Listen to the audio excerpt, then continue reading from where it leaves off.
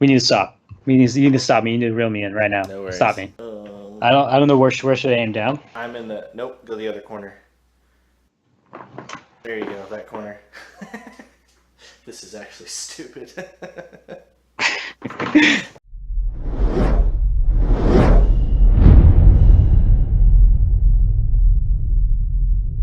you go. Hello, movie watchers, and welcome to episode 5 of The Luner's Cut, your place for long-form, raw, and unedited discussions about a TV show or movie that we are passionate about this week. I'm Kevin Kane, that's Travis Moon. Come join us on the edge of those seats. If this is your first time here, welcome. We are glad you're joining us for this discussion. Secondly, what exactly is this? The Luner's Cut is our safe space to talk about TV shows and movies. Each week, we pick a show or movie that we're passionate about having a discussion on. Plot, visuals, cinematography, leaps in logic, weird tangents, anything and everything in between. For an hour or more, these idiots talk your ears off, and so we're exhausted our mind holes about the movie or show we're talking about that week. So each week we have one person pick the topic.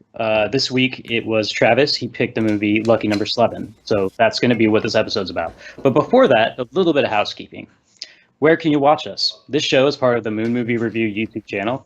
Also, you can find this podcast on various podcast services out there, including Apple Podcasts and Spotify. As always, links to all of these will be in the description.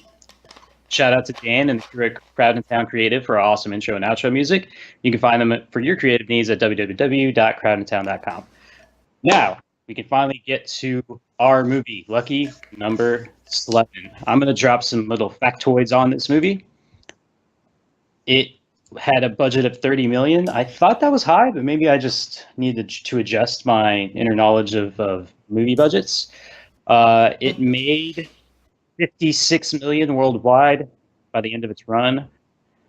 Where was that? Directed by Paul McCugan, written by Jason Smilovich, which I need to look up his stuff because I love the writing in this movie. Stars Josh Hartnett, Ben Kingsley, Morgan Freeman, Stanley Tucci. Trying to think who else is in this movie. Lucy Liu, Bruce Willis, that one actor who can move his eyes from side to side. I think that's actually a disease, but he's that bit actor that's been in some things. He was actually in Die Hard 3. Now I remember. He was the scientist dude, the nerd, and he was also the killer in Identity. That one with John Cusack, where everyone's. Yeah. He moves his eyes memory. sides. Yeah. He was he did the same thing in Constantine, if you remember that movie. Anyways, I love big actors. Yeah, Sorry, he actually has like a legitimate.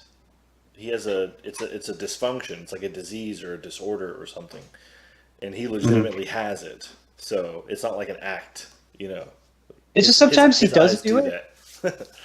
Sometimes he doesn't, though. Like in this movie, he didn't. And I'm not sure if it's just because maybe he got the disease later in life. I'm not sure. But anyways, he's cool, and it totally adds to a lot of his characters, like the fact that his eyes can do that. But anyways, this movie, Lucky Number Slevin, this is a movie that you and I have loved for an extremely long time. Probably a cornerstone in our friendship is this movie.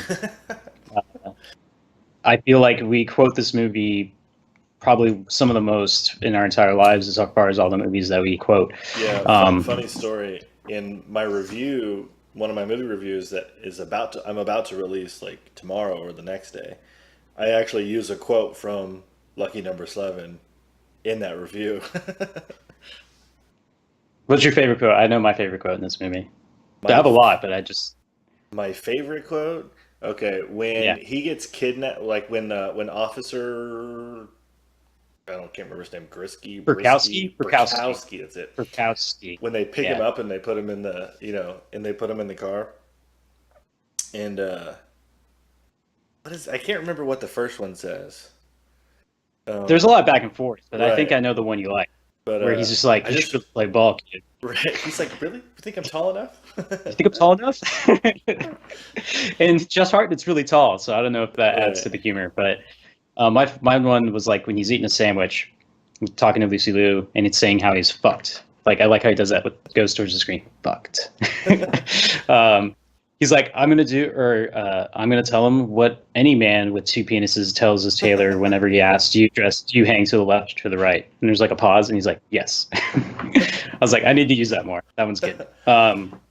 So if you can't tell, we are big fans of the writing of this movie. A lot of quotes that we enjoy, the overall story. This movie is in the genre of crime. I'm kind of going more in depth to this kind of angle because I'm assuming most people haven't watched this movie because I don't think it was that popular. Came out in 2006, if I remember correctly. So let's just get into the movie. I was going to try and do some things, but I'm just going to get into it. Let's do it. So this movie has what we call, I believe is officially called a cold open, at least in my opinion, where we're just no context. We open up with a certain character at an airport, and then Bruce Willis, one of the characters in this movie named Good Cat, pulls up in a wheelchair and just starts telling a story. And so this is where it's a super interesting way to tell exposition or tell a bunch of story for a movie in general. Also, it's just really funny because the way Bruce Willis tells it, and just the way he refers to everyone, he's like, it all started with a horse, or so, it all started with a horse race, and just the way he's like, yeah, this guy knew a guy, and the fix was in. So basically, apparently, a doctor had juiced up a horse, and so that horse would win the race, and everyone's betting on it. That's the quick synopsis. The rest of it I cannot do it justice because it goes into like a prostitute with a doctor, and then the prostitute tells her his mistress, and just like all these lines to get to the character of Max, I believe is the dad's name. Yeah. If I remember correctly. Mm-hmm. Yeah. Max, a normal everyday guy, just wants to he only bets on sure things. So he bets on this horse, but the horse falls at the end of right before the race ends. And I'm not sure if it was on purpose or they don't ever tell you. Is it just bad luck, or did the events of things happen make them do something to the horse? I'm pretty sure it's just bad luck, right?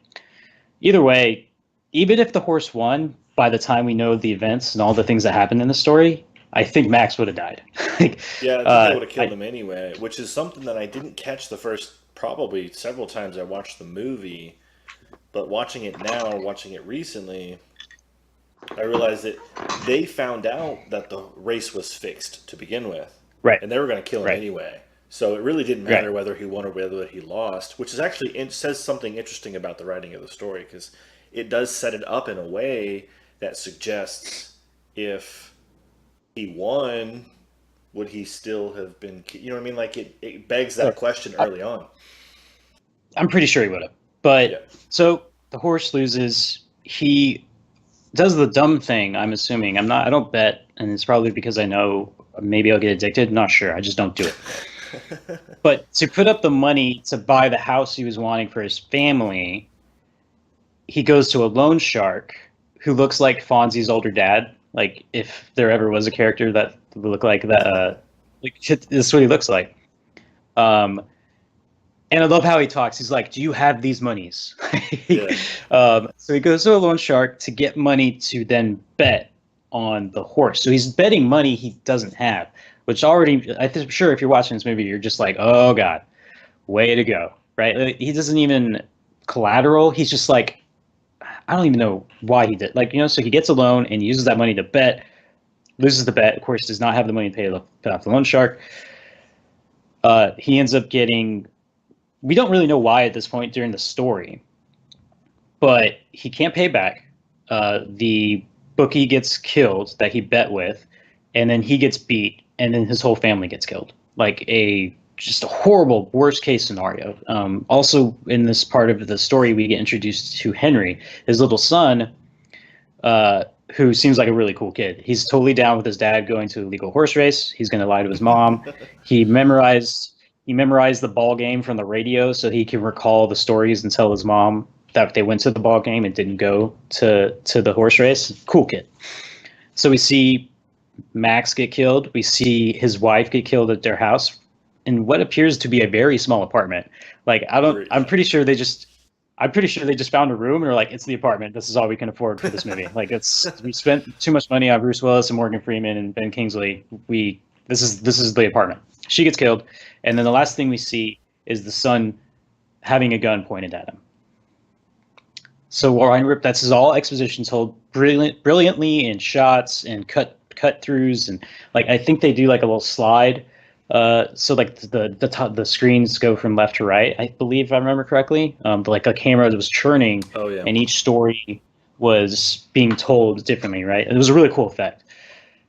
At the end, Bruce Willis talks about what this all was about, a Kansas City shuffle, and the guy he's talking to at the airport is like, by the way, at this point, he's like, "Oh man, that was a great story. That's so fucked up." Or what does he say? He says, He's like, "Shit, man, fuck Jesus." Yeah. And Yeah. then Bruce Willis is like, "Shit, fuck Jesus is right." Right. He's like, that is the story. That is the story. And Bruce Willis kind of talks about, and I still at this point think they're the only people at the airport really. Like there's a few other people, Yeah, but it's except mainly that them. one homeless lady that's The sleeping. lady. One of our favorite quotes of all time is "There was a time." Yeah. It's 5:30. No, you misheard me. I said there was a time. Yeah. And he's like, "Huh?" But anyways, great line. I just like using it out of context. It's lovely. So Bruce Willis talks about Kansas City Shuffle. The kid's like, "What's that?" He's like, "Well, it's when you go right and you make everyone think you're going right, and you go left." And he snaps the dude's neck, and he puts him in the wheelchair and rolls off. And that's how the movie starts. And do we even get a title screen in this movie? I don't remember seeing one. I don't think there is one. I don't remember, but I don't think so. Good call. Good call. I appreciate it. So the next thing we open up to is Josh Hartnett and his amazing hair, which is probably the most pliable, adaptable hair I've ever seen in this movie. Like he goes up, it goes stripped, combed. That's true. He has a bad hair. He just touches his hand, and it's great. It's amazing. That's why I did my hair. I was like, I need to do Hartnett's hair justice. Need to try. It's not the same, but I'm trying. He's shaving, and he's in a towel, and he's just in the room, and that's pretty much no explanation between A and B, right? This is just where we are now. So we're introduced to Josh Hartnett's character. We don't know his name at this point. There's a knock at the door. In walks the neighbor, Lindsay, who's played by Lucy Liu. Walks in, talks, and assumes that Josh Hartnett's character was the person who's living in the house. He's not, and they slowly find out that she. And it's one of my favorite banter lines in this movie, where she's like, "Oh, you're not. What's the name of the dude everyone thought he was? Nick Fisher. Nick Fisher." So she's like, "Oh, you're not Nick," and he's like, I thought you'd be taller." And she's like, "Well, I'm short for my height." You have a deceptively tall knock. Just back and forth. Such great little banter it's why the reason why I love movies, because that stuff like that can't happen in real life. Fun fact especially like about Lucy Liu, she said this was her favorite movie that she's ever filmed. She said she had more fun on the set of this film than any other movie she's ever done. I can imagine. I mean, that's just hanging out with Josh Hartnett all the time, talking about James Bond movies, getting shot by Bruce Willis has to be pretty cool. Yeah. Spoilers. So, and I guess we should probably mention that. At this point, you should know we're going to talk about spoilers. We didn't actually give the official spoiler warning, but spoilers. We're just going to go straight into this movie. Review of this movie. We usually do it for newer movies, but just a quick review. We love this movie from 2006 so much that we watched it multiple times and decided to have a show about it. That's our review of this movie. If we hated it, we wouldn't do this. So you should go watch this movie. Rolling back. Another fun fact about Lucy Liu is that during the scene where she's, and later coming soon in the movie, where she sees Josh Hartnett with the towel off because he thought she was gone, he actually was naked. Yeah. That reaction, I read that. The reaction was natural, so that's cool. So we learn that Josh Hartnett is a friend of Nick Fisher, and he's had a really bad time of things. He's lost his job. He came home to his girlfriend's apartment with her screwing his best friend, or her friend. I forgot. He knew him, right? We get another great line where she's like, "I'm sorry, or it was an accident," and he's like, "What? Did you fall and he tripped?" Like, yeah, he tripped and you fell. Yeah. And it was doggy style, so that doesn't even make sense, right? Like, right. Physically. And then he got mugged because when he got to New York, he's like, "I got to get away from this life. I'm calling my buddy Nick. I'm going to come to town. We're going to have a good time." Nick's like, "Yeah, go to my apartment. It's cool." And he gets mugged. Steals his wallet. So those are key things. He has a broken nose, wallet stolen. These are important to the story. Also, he's at Nick Fisher's apartment. So we get all that dialogue. Lucy Liu has to leave. Lindsay, sorry, ends up having to leave. And then we get kind of introduced into each character. This is the setup of the movie. Like you like act the first act, like you like to refer to it as a setup. This is very much the setup of this movie. We're introduced to the goons of the boss. Why they call him the boss? Because he's the boss. The goons of the boss are great. In this movie are so funny. The goons are Bubba from Forrest Gump, who plays this really weird character with like dentures. Like his teeth are like ridiculously white and perfect. Yeah. And another dude named Elvis. I forgot Bubba's name. It's gone. But those are those characters. There's a lot of bit actors in this movie that makes it awesome. Yeah. They're like, you're Nick Fisher. I got this. I get this. You're Nick Fisher. I'm. You need to see the boss. And he's like, well, I'm not Nick Fisher. And he's in a towel this whole time. He's still just got out of the shower. By the way, we do see some love tension between Lindsay and who we find out is Slevin. That's the name of the character. But anyways, very, very much. By the way, Josh Hartnett, super tall. Lucy Liu, not tall. There's at least a head, maybe a head and a half difference, and it's great. I think it's awesome. So we find out that the boss wants Nick Fisher. We don't know why. At this point, we don't know why, right? No, we don't. Yeah. Yeah, right. It's the boss first. He explains it. He explains why he wants Nick Fisher when Slevin is meeting with him. He just knows this dude who has enough power to have goons go collect people, wants to see him. So we notice that in this character, and it's awesomely portrayed by Josh Hartnett, is he doesn't seem to be bothered by this particular scenario, and later through the movie bothered really by any scenario. I only bring it up because he ends up talking shit to these two thugs that are kind of threatening him, and Elvis is like, if you don't come with us, I'm gonna break your nose. And he's like, my nose is already broken, and then he punches him in the nose and breaks it again. So he's in the back of the car.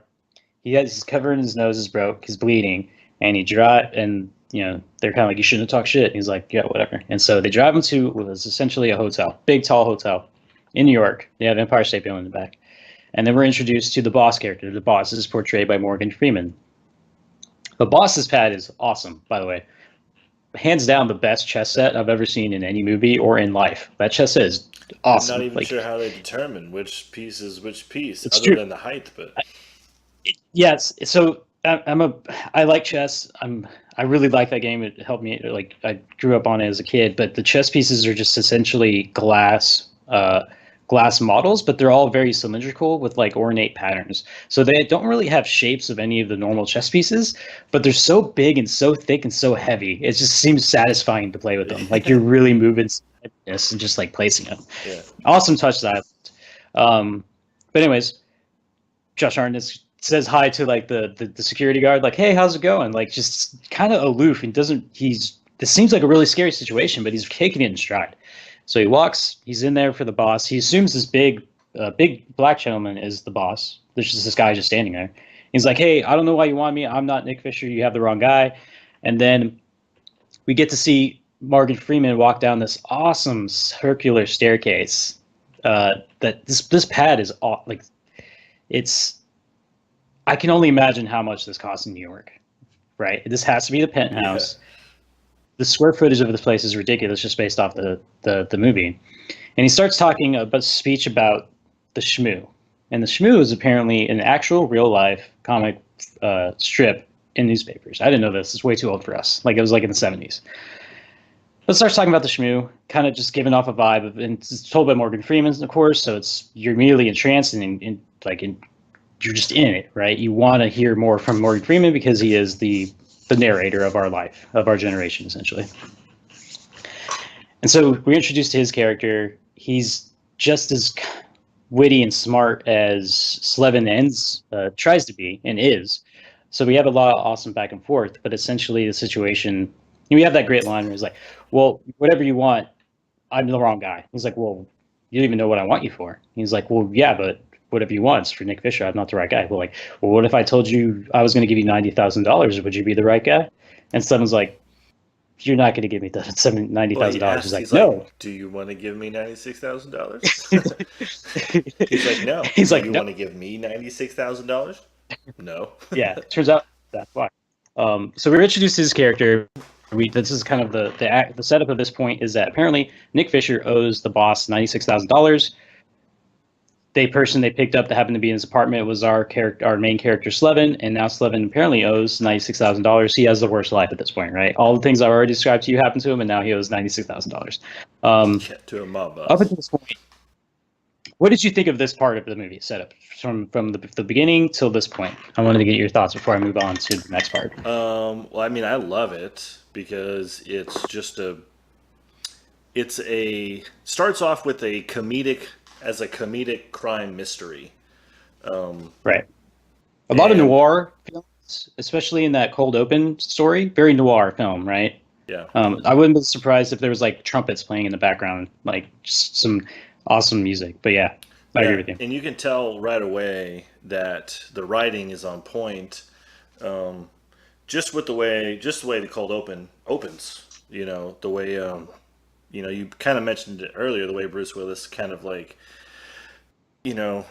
says, well, so and so had an uncle, and that uncle had a big mouth, and Yeah. the waiter had a nose, and right below his nose, you know what I mean? Like he slowly was his mouth. Yeah. yeah, attaches like the next, thing to it right away that tells you that there's quality. Someone took the time to pay attention to small details, and that kind of gives you, if you're a real movie watcher, that is a good indication of the quality of film that you can expect to unfold as you're watching it. So Right. even if you're watching it for the Very first time, clever. which we haven't done in over 10 or 15 years, maybe not 15, but 13, I don't know, since it came out, We're old. it's just, I don't know, the whole thing's quite, like, the setup is beautiful, because you don't see it as a setup. Obviously that's the whole point of a setup, but it just looks like a sheer funny happenstance worst case scenario. This guy is the opposite of Lucky. Why are they calling him Lucky? You know what I mean? Like, it's just, Why is this movie called Lucky Number Slevin? right. The whole thing is just a perfect setup because he seems to always be in the wrong place at the wrong time. Exactly. And you've got genius writing behind it, so it's fantastic. The cold open storytelling ends up, it might have inspired, but it reminds me of a lot. I just watched Ant-Man today, and if you remember in that movie, the character Luis, he tells his stories the way he hears stories about people. Do you remember that movie at all? Barely. I know I would. So he has Louis. It's probably the funniest moments in the Ant-Man movie, and they do it again in Ant-Man 2. It's great. Ant-Man and the Wasp, sorry. But essentially, the story, the way he's like, so I was at this art auction with my cousins, cousin Ernesto, and we were drinking, we were at a wine tasting. I'm not a red wine man, but they had a rosé that really saved the day. And he's like, Louis, seriously, tell me the story. He's like, so I was talking to my cousin. My cousin was talking to this lady who cleaned the house, who cleans the house for this rich dude, and that person talks to this person, and and that person's on the same softball team as my cousin, and that's what he told me because he knows I know you, and we can steal this. We can steal this thing. It reminds me very much, like, I wonder if that inspired it, right? Because it's very similar, right? It's always pass and here, like ear to ear, and just ripple effects, and just like a dominoes falling is a better way to say it. Of how it got to Max from when the doctor injected the horse, right? It's a great way to tell that story. It's an interesting way to start the movie, and then immediately dude gets his neck broke, right? Like it's like a kind of a left turn depending on what you expected from this movie.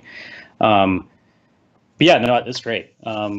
So what happens next is nose broken, goes back to the apartment, still in the towel at this point. I think this is where Lucy Liu, by the way, Lindsay came in to get sugar. That's why she was there. Does she come in again? Does he meet with her again before? I'm trying to remember. So he meets with her right here. Sorry, she meets with him right here because he essentially, I forgot what she was going to go do, but she was going to go do something and then she was going to come back. and they were supposed to go to the Right. hotel together to look for Nick Fisher because she actually knows who Nick Fisher is, and she did that whole Right. Star 69 thing on the phone, and he gets She's pulled out from the boss's goons, so yeah. she shows back up, being I like, think "Where that were was you? actually. I went to the hotel by myself because you weren't here." I think it was the rabbi's goons, actually. That's later. But that's a key thing I forgot, so thank you for reminding me. Lindsay has a very. She seems like she reads crime novels all the time because Yeah. she's in it. Right when she knows Nick's gone and he's missing, because Nick has not gotten in contact with Slevin at this point, she's all about it. She starts 69. She's trying to put it all together. She's all gung ho about figuring this out, but she has to go back to work. Another thing we learn is that this is where the idea that maybe Nick had set up Slevin, like maybe that's the tingling you're starting to feel, maybe put this together, because it turns out he owed a lot of money. The next scene, right as soon he sits down to get his sandwich again, and he actually gets dressed this time, if I remember correctly. He finally does. Gets dressed. There's a knock at the door, and there's two Hasidic Jews at the door. One of which is played by, funnily enough, I just watched Ant-Man, and he's the bad guy in Ant-Man. And I forgot the actor's name, but he was also in that Kevin Spacey Netflix show. I didn't ever watch it, but he's in like the first season or House two. of Cards. Yeah, a great actor. I totally forgot he was in this movie. Like, it's interesting to see people's careers and how they form. And he does great. He's just a dude. But we have the funny bit where he has another standoff. They're like, "We need to take you to the rabbi." And they're like, well, I call him the rabbi because he's a rabbi. I forgot the plot. I just missed a big chunk, so I'm sorry. Rewind back, go to the boss. The boss says, "You owe me $96,000. Slevin's like, "I can't pay that." Yeah. And he's like, "Okay, well, I have a solution. You're going to do something for me, and we'll call it even." So he tells him he has to go kill the rabbi's son. Josh Hartnett's like, "Why is he calling him the rabbi?" "Because he's a rabbi." You have to kill his son, the fairy. He's like, "Why do they call him the fairy?" He's like, "Does he have wings and fly around?" He's like, "No, he's homosexual." He's a fairy. Yeah. And it turns out the rabbi doesn't know his son's homosexual. It's an interesting kind of dynamic. But that's the task he gives Slevin. I'm going to give you 2 to 3 days. I forgot, just a couple of days to decide if you're going to kill the fairy for me so that you pay off your debt. So he's left with that, goes back home, rewind. Now the Hasidic Jews are there. We get one that doesn't talk, and the actor, I forgot his name, he talks. And he has a little back and forth banter. I can't recreate it or paraphrase it, but just like every time he talks to someone, the key things is that he doesn't seem to be worried or care or stress out about anything. And he also likes to have a lot of back and forth and just kind of talk shit a bit, right? Like he's down to just keep returning whatever people are giving him. And it gets him really hurt a lot in this movie because the minute he starts talking shit to these characters, he gets punched by the guy that doesn't talk. But the reason I bring this up is there's a great conversation in the car as they drive to go to the rabbi. Is the guy's like, I forgot the one who doesn't talk's name, but let's call him Stan. He's like, "Stan, sorry he punched you." He's like, can he not talk? He's like, "No, he can talk." And he's like, "Well, why doesn't he talk?" He's like, "Well, you'd have to ask him." It's just good little bit character writing that I enjoy in this movie. So the rabbi's goons, we've already seen the boss's goons. Now the rabbi's goons drive him to the same street as the boss's hotel. Right across the street is the rabbi's hotel. And they go into the rabbi's hotel, go up, and we're introduced to Ben Kingsley, who is playing the rabbi. But Ben Kingsley, of course, a well-known actor. He's been knighted. They even put in the read-through Sir Ben Kingsley, which they don't really do that. And actually, I feel like that was a little bit controversial. Like, I think the filmmakers were sorry about that afterwards. It's not normally what you do, right? People who are knighted don't necessarily get that. Like, we don't. Whenever Ian McKellen's in a movie, he doesn't say Sir Ian McKellen. Right, you're supposed to leave it out of professional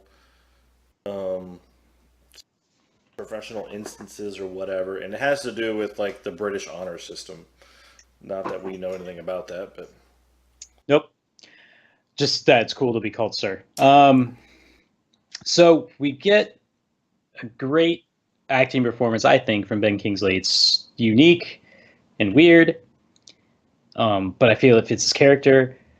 So my favorite bit. So he does. I'm going forward, but you remember when he's tied up and he's talking to the boss, and he's like, does his head tilt like he's gonna come talk, and he just thinks about it and comes back again. Like it's just, I love that bit. And then my favorite part was whenever he's asking for that case of money, he clears his desk and he's like, just like this point at the desk. Sorry, listeners, you can't see. He just kind of points at his desk in this weird way that I just like. God, do you think it just flows from him? Just like he doesn't get any direction. He just does this stuff. I don't know. But anyways, so we're met with the rabbi who is at his office, and what do we know from the rabbi? So at this point, we see that Slevin's kind of figuring some things out, that maybe Nick has screwed him over. We kind of see it building in his mind. There's a great back and forth. There's a huge plot point I missed, but I'm going to come back to it because I can't believe I forgot it. Anyways, so there's a lot of dialogue. It's great. You should watch this movie. I'm not going to try and paraphrase it, but essentially what has been established is that Nick Fisher owes the rabbi $34,000, something around there. It's a little bit less than the boss. Mm-hmm.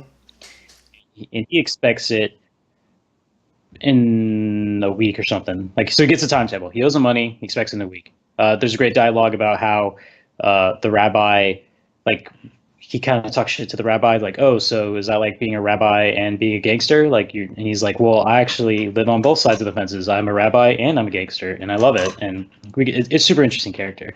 And the great little tidbit is that Slevin marks, you didn't frisk me when I got in here. And then he pulls the sawed-off shotgun out, right? That he had underneath the desk the whole time. So we set that up, and he's meeting with the father of the dude he's supposed to kill, and he finds out he owes the dad of the dude he's supposed to kill $30,000. So he owes over $100,000. He has a way to pay off 93, but the other 30 he doesn't, right? And so the key point that I missed, there's two key points. And sorry, this is the movie. The way it flows is interesting. It's kind of hard to recall. Before we get introduced to Josh Hartnett, there's a scene of a dude walking out of a building. He's African American and he gets shot. That's a key scene we have no context for. That's there, but it's and also after he leaves the boss's office, we see Bruce Willis's character now, kind of ominously standing by. And the boss looks at Bruce Willis's character and is like, "Are you sure that's what we want to do?" And he's like, "Yeah, this is going exactly to plan." So I forgot about that. So we established that he owes more money. He owes money to the rabbi, and then we established that right when he leaves the rabbi's office, Bruce Willis is there too, right? So there's like a mastermind behind all the things that are happening to poor old Slevin, who was supposed to be Nick Fisher, and we get a key bit of dialogue here where the rabbi says, "I'm supposed to be able to spot liars. It's part of my job." That guy's not lying. He's not Nick Fisher. Because the whole time, Slevin's just like, I'm not Nick Fisher. I just was at his place. He's a friend of mine. And apparently he's an asshole. And he's making me have to pay off all these debts. But I'm not him. And Mr. Good, I don't think we get his name yet. But it's Mr. Goodcast, the character of Bruce Willis. He says, I know. So the mastermind behind all this knows that Slevin's not Nick Fisher, but he's wanting this to happen. And so I think at that point, that's all we know, right? And so he, after this, Slevin goes back to Nick Fisher's apartment, and Lindsay comes in again, and we get a lot of download. He tells tells her all that's happened, right? Like, I owe this guy this much money. I owe the rabbi this much money. Why do they call him the rabbi? Because he's a rabbi. Yeah. And I don't know what to do. And I have to kill the fairy, apparently, to pay off this. So we get that all downloaded. At this point, I believe Lindsay starts talking about how she was doing her own sleuthing in the background. I believe it's right here in the movie. And she saw that the call from Nick's place went to a hotel. She went up to the floor of the hotel, saw a dude come out of the room that she was tracing, and got a picture of him in the hotel, or in the elevator. That person is Bruce Willis's character, Mr. Good Cat. So now it's all starting to come together. She follows him to the hotel, to another hotel, and right when he walks in, or right after he walks in, she waits outside, and then Josh Hartnett's character walks out because this is at the rabbi's hotel. He just finished his conversation with the rabbi, so we're all starting to like kind of put all these pieces and strings together. And at this point in the movie, it's the first act that ends kind of right here because she's kind of like, "Well, what are you going to say?" Or to him, what are you going to do? He's like, he pretty much says at this point he's going to say yes, he's going to kill the fairy for the boss. And as far as what he does for the rabbi, who knows at this point, right? Like he's just one problem at a time. I'm going to try and kill the fairy, knock that dead out. We'll see what happens. And the way he's supposed to do that, and I believe this conversation happened when he was with the boss, is that the fairy's gay. Josh Hartnett's a good-looking man. So maybe that's a good way for you to kill this person. Hit it off, have a few drinks, go back to his place, and then kill him, right? That's kind of essentially the vibe we get from this movie. So that is the first act. I don't know if I missed anything in that whole thing. It's a little bit all over the place, and I apologize for that, but this movie's, the way the story's told, is kind of hard for me to recall exactly in order. But I don't know if you have any the lasting thoughts at this point in the movie. No. I mean, it's the whole point of the movie is to be like this. It is to be confusing. It's to be one giant puzzle, and the movie watcher is having to put that puzzle piece together, or put the puzzle pieces together. And you just have to enjoy the ride while the pieces fall into place, because they do a fantastic job. It is one heck of a ride. It is. The only thing, if you want to call it missing, sorry, those audio listeners, I've got quotations on missing, would be whenever he goes to see the boss, whenever he tells Slevin, who he thinks is Nick Fisher, that he owes him money, he says, according to the bookkeeper or whatever, he actually shows him, Slevin's like, well, I want to talk to the bookkeeper. And he actually goes and shows him the bookkeeper that's in the freezer. He shows him the dead guy. He knocks on the glass and like tries to talk to him or something. He doesn't talk much anymore. Right.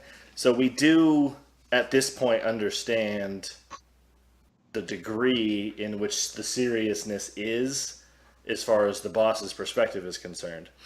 Right. We also learn that his attitude and his mentality, he tells Lucy's character, that he's got anorexia, which essentially is a condition, which is like, in the movie they kind of describe it inaccurately, because it is actually a real condition, but in the movie it's a condition that leaves you freedom from worry or fear. So it essentially is actually a real thing, actually. And I don't know how many times I'm going to say the word actually, but it is actually a real thing. Eight more times. At least, okay, I'm counting them. I gotcha. Yeah. But I think it started with post-war veterans. They would essentially come back and they would, some people would have PTSD, which is post-traumatic stress disorder. Well, this would be the flip. This would be the reverse side of PTSD, which is nothing scares me. Nothing causes me that much fret or that much worry, essentially, is kind of the way the movie puts it. So people who don't freak out when things happen because they're so used to high adrenaline, high stakes situations is ultimately where this would stem from. But I don't necessarily know that much about the history of it, but it is a real condition that some people actually have. So it's really kind of cool. It's kind of interesting because it's actually the first movie I think anyone's ever done this for, or even had. I've never even heard of it before this movie came out. I haven't either. And that's why I kind of try to describe Slevin's mentality throughout this whole thing, why he doesn't seem that freaked out, and why he continuously talks back to the people who are essentially going to kill him, probably, right? Like that's why he's so gung-ho about it, is that he has this disease. That's the explanation we get. And it's great because it has really awesome back and forth banter. Before we move on to Act 2, I do remember that Bukowski, we're introduced to the Cooch, Stanley Tucci's character, Bukowski, who's a cop, and he sees that we have this new we have this new guy in town.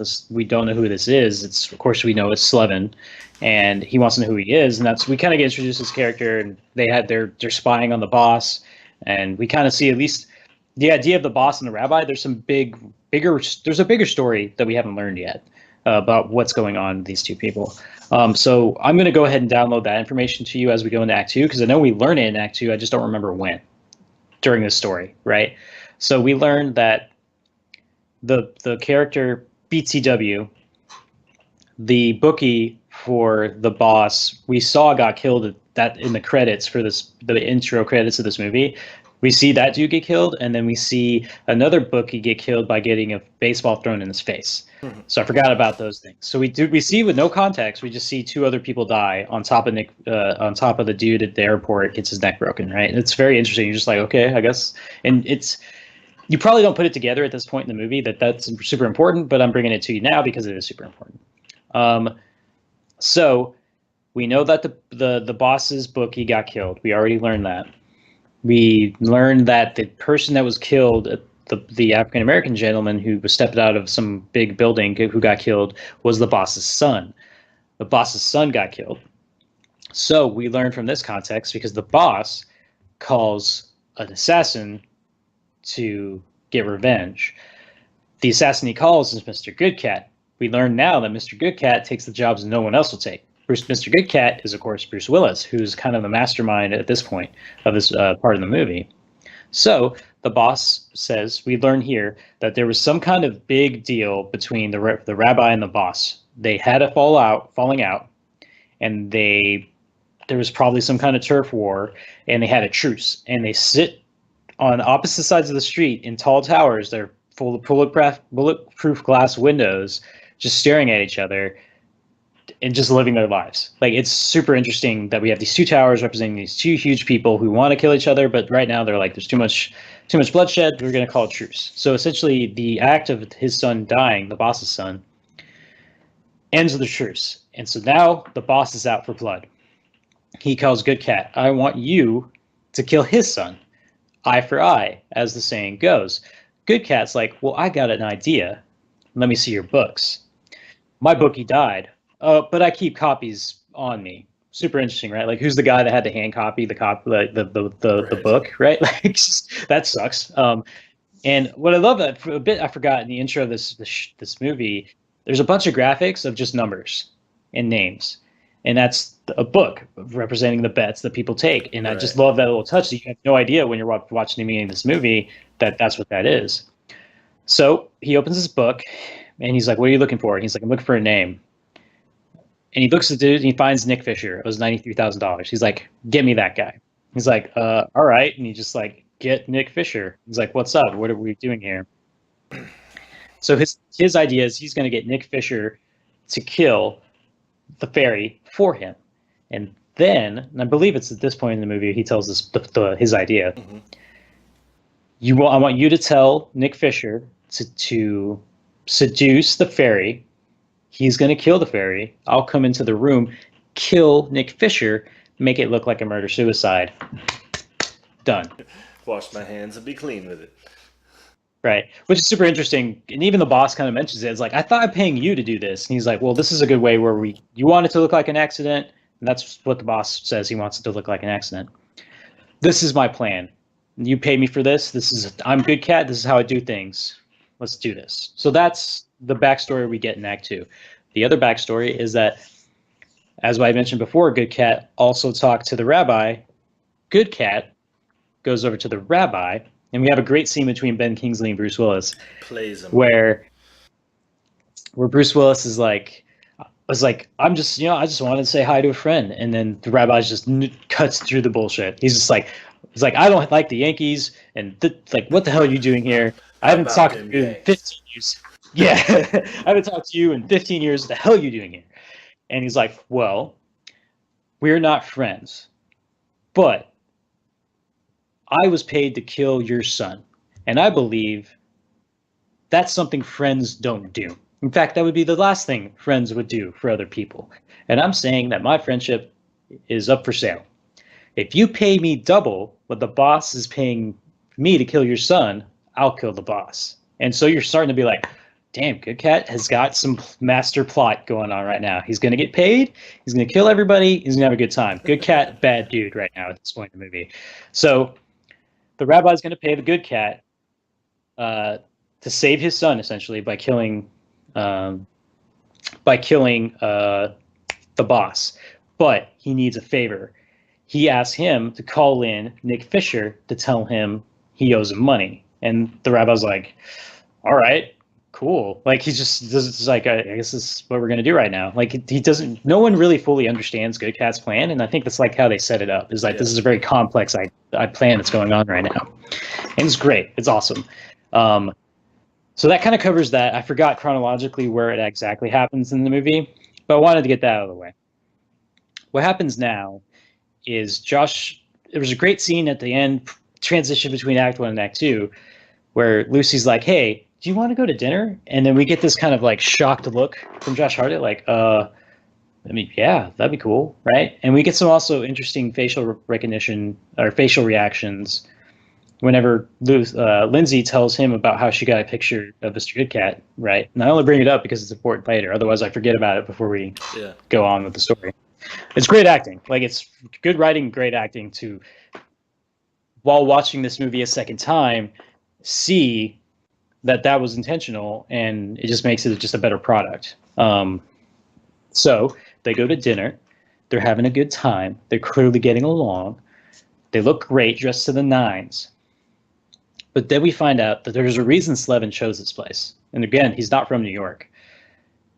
And she's like, why'd you choose this place? He's like, well, it's very popular, especially with a particular individual. And he's like, who are you talking about? The ferry. And she's like, oh, what? And he's like, yeah, he's over there. And we see that the ferry's just having dinner. And the reason Slevin went here was that so he could go talk to him.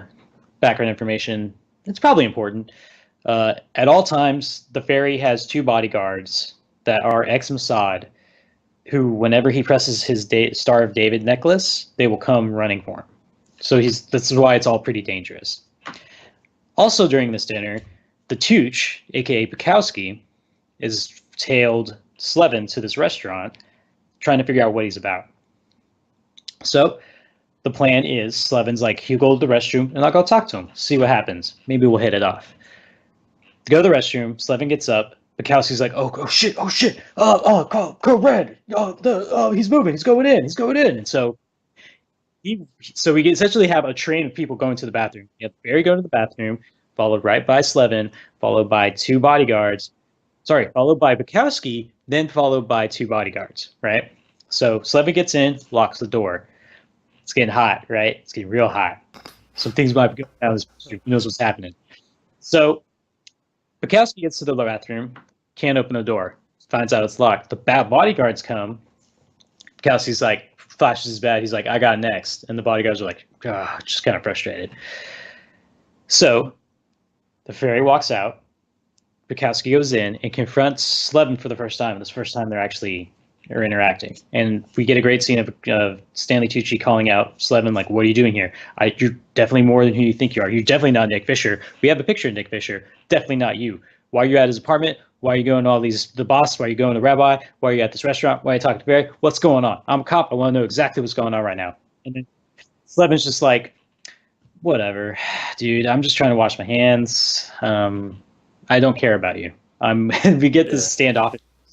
And it's great because Stanley Tucci's trying to be authoritative to show his authority, but Josh Hartnett is really tall. And it's just an interesting dynamic. So they leave. We get a great scene of Lindsay like, what happened? He's like, we got a date. I just got his number. We're going to go hang out. And it's like, okay, great. That worked out well. And he's like, we get that great line, I think we got a pigtail. And she's like, oh, cops, tail. Good joke. Like, I was like, that's a pretty good joke. And we get a great scene of them connecting. And this part is kind of to show them connecting on a romantic level. Find out the huge James Bond nerds. And this conversation is just them talking about James Bond and who's played him and all this little deep level lore knowledge of the franchise. And we could see they're really connecting at this point. And I just loved it. Like, I love the little tidbit of having, like, you could have chose anything, right? And they just went with this. Yeah. Also, Josh Hartnett has a great Sean Connery accent. And this is where the relationship kind of fully happens, and they end up having making love that night, having a great time, and still bantering about James Bond afterwards. Like he's like, "There's only one true James Bond. We'll say it on three. One, two, three. Roger Moore." And then the other one, I forgot what she said. And then he's like, "What? Oh, you said Roger Moore?" It's just great. Just great. I was kidding. Great writing. It's awesome. So at this point, he leaves her there at her apartment to go get coffee. He comes back and he seems troubled, but we don't really see any resolution to this at this point in the movie. So, trying to recall all the events that happen. When does he get pulled into the van with the cops? I don't. Is that Act 2 or is that Act 3? I can't remember. It's in Act 2, but not Act 3. Act 3 is like 10 minutes long. So yeah. The only reason I bring it up is I want you to get your line again, so you can talk about it. I can't even remember what the line is. Makes me feel like an idiot.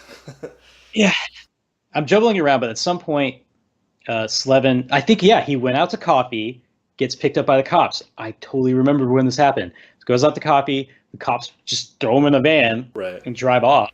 And they're like, "Who are you? What's going on? I told you you shouldn't be doing all this stuff. What's going on right now? We want to hear you." We get the other two cops talking shit too. Slevin's just batting back and forth. They say a line, he says a line. It's all great. I'm not going to try and paraphrase it, but your great line was, at the end of it, he's like, "You should really play ball, kid." And then Josh Hartnett, quick as a dime, right after, "Really? Think I'm tall enough?" And then he gets punched in the gut, just like punched to get.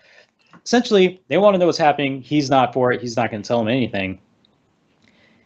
And they're like, "Well, we're watching you. We're going to put you down. We're going to figure out what's going on here." And then while moving, just push him out of the van. That's so funny, actually. It's so dangerous. Like, so it's really funny. It's like he went out to get coffee, and now who knows how far he is from where he was going. They went towards the coffee shop. Then it's New York, so there's probably a lot of coffee shops. But you imagine, like, "Oh, well, I have to walk back to our place, and this is New York, and that sucks." Like, yeah, But I just thought that was funny. So we definitely have the rabbi, we have the boss, and now we have the cops.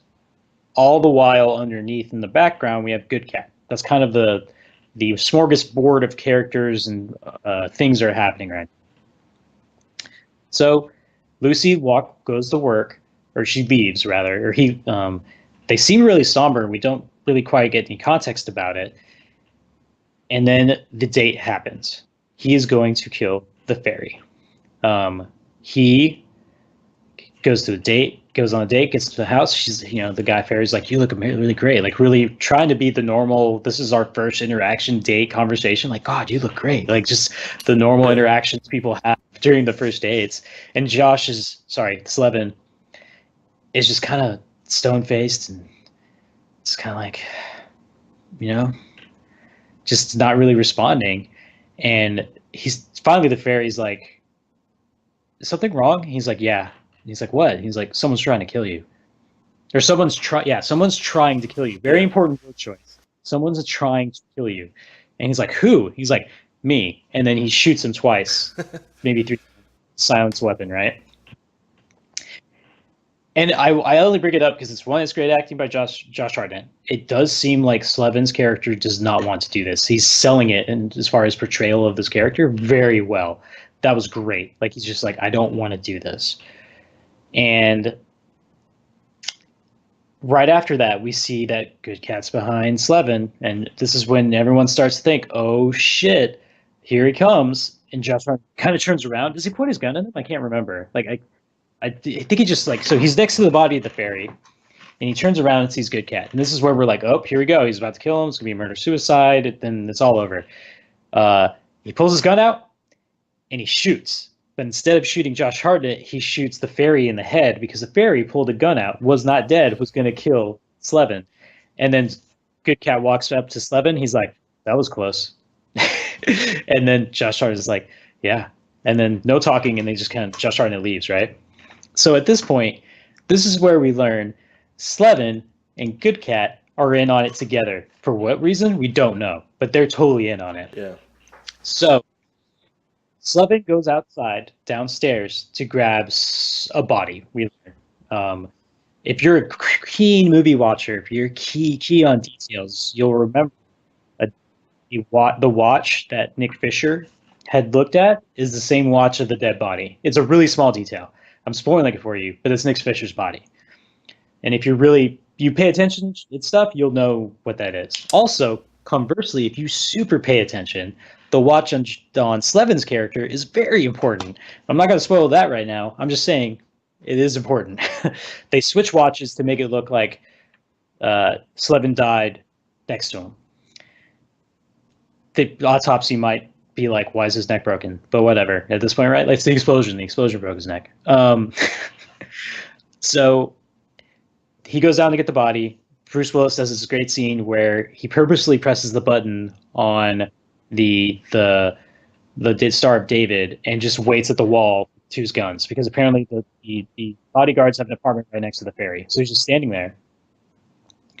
And then just Slevin opens the door with a body and just sees Good Cat pointing two guns at a wall. And he's just like, that's weird. And he doesn't really quite know what's going on. They bust through the wall and he just shoots them. Just like, da, da, da. And then they shoot freaking Mac 10s into the freaking ceiling. Which, yeah, I was like, that could have been dangerous, Good Cat. You could have aimed at you while they were dying. Whatever. He's an assassin. He's a fucking master assassin. I'm not, so I can't really judge him right here. So anyways, they put Nick's body in there. They switch the watches. They walk away. Explosion. They blow up the whole apartment. So what we know now is that Slevin and Good Cat have some kind of plan. We don't know what's happening. And I think at this point, I forgot when he goes... I'm trying to remember. Yeah, it's before this. So, big explosion. There's two bodies. They were taken to the morgue. We find out that at the morgue, because Bukowski, the Tooch, went to the morgue to see what the bodies are about. We found out that that's where Lindsay works, Lucy Liu's character.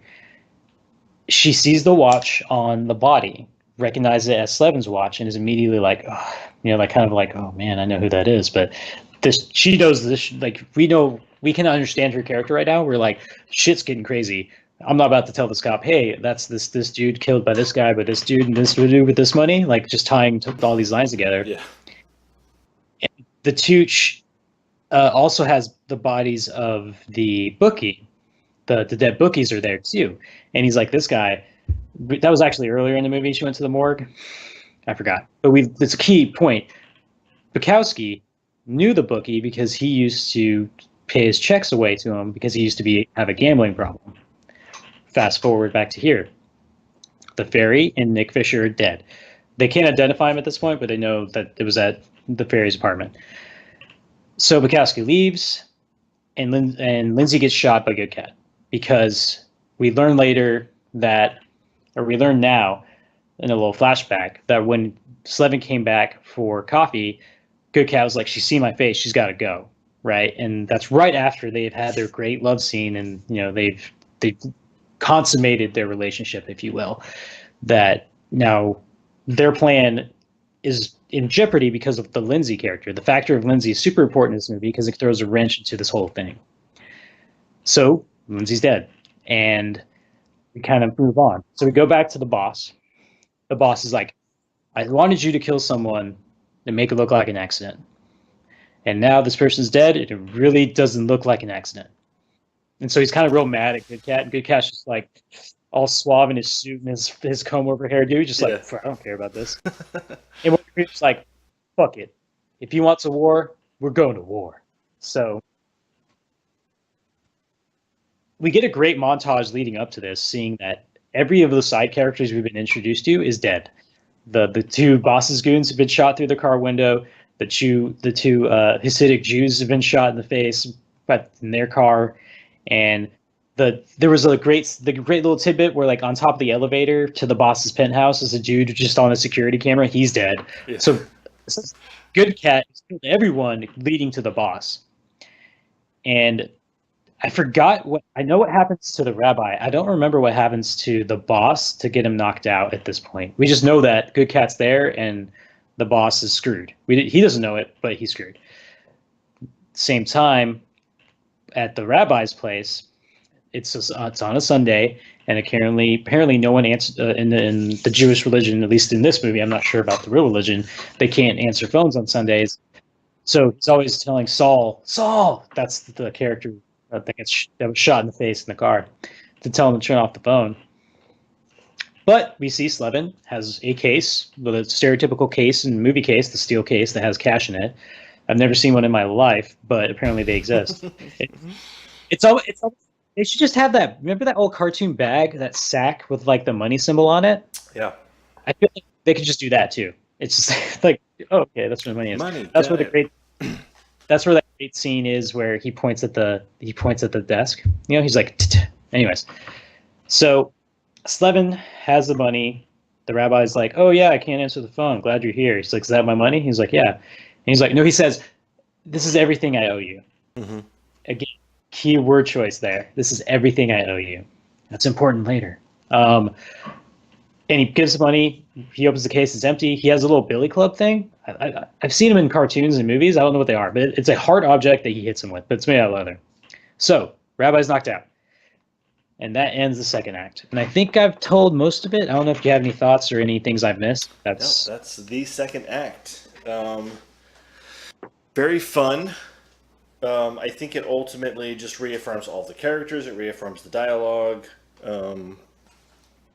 I don't really... It pushes... I don't even think that's the right choice of words there. It just takes you in a bunch of different directions. And then it isn't until you see Slevin and Good Cat kind of in there at the, right here at the end of the second act, that you can finally start to say, oh, okay, now here's the mystery part beginning to reveal itself as things, begin to unfold. So now you can kind of start to put together that someone's planning something that's much bigger than what the movie watcher can see. So now it's almost like a Kansas City Shuffle, maybe. I don't know. Is that what's happening? I think so.